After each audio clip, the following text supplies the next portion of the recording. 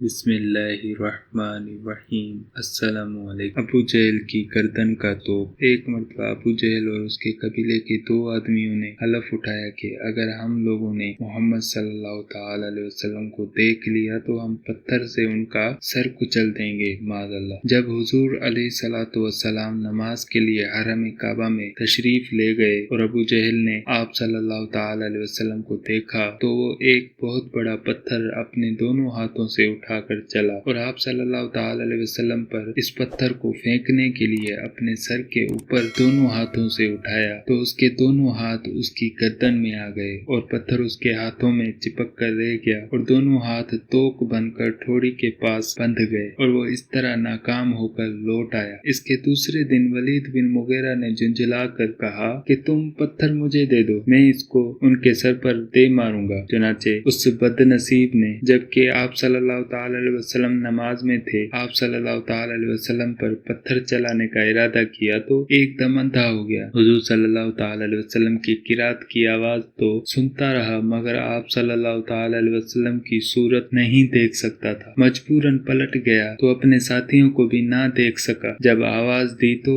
ساتھیوں نے پوچھا کہ کیا ہوا تو اس نے اپنی مجبوری کا حال بیان کیا۔ پھر اس کے تیسرے ساتھی نے غصے میں بھر کر پتھر کو اپنے ہاتھ میں لیا مگر یہ حضور صلی اللہ تعالی علیہ وسلم کے قریب پہنچتے ہی الٹے پاؤں بدحواس ہو کر بھاگا اور ہانپتے کانپتے ہوئے اپنے ساتھیوں سے کہنے لگا کہ میں جب ان کے قریب پہنچا تو میں نے دیکھا کہ ایک ایسا سانڈ ان کے قریب اپنی دم ہلا رہا ہے کہ میں نے آج تک ایسا خوفناک سانڈ دیکھا ہی نہیں۔ لات و عزا کی قسم اگر میں ان کے قریب جاتا تو وہ مجھے ہلاک کر دیتا۔ اس واقعے کا ذکر سورہ یاسین میں ان لفظوں کے ساتھ مذکور ہے۔ پارہ نمبر 22 سورہ یاسین آیت نمبر 8 سے 9 تک۔ ترجمہ کنز ایمان۔ ہم نے ان کی گردنوں میں توق کر دیے ہیں کہ وہ ٹھوڑیوں تک ہیں تو یہ اب اوپر کو منہ اٹھائے رہ گئے اور ہم نے ان کے آگے دیوار بنا دی اور ان کے پیچھے ایک دیوار اور انہیں اوپر سے ڈھانک دیا تو انہیں کچھ نہیں سوجھتا۔ یہ حضور اقدس صلی اللہ تعالی علیہ وسلم کے معجزات میں سے ہے۔ بارہا کافروں نے آپ صلی اللہ تعالی علیہ وسلم کو قتل کرنے کی سازش کی اور اپنی خفیہ چال بازیوں اور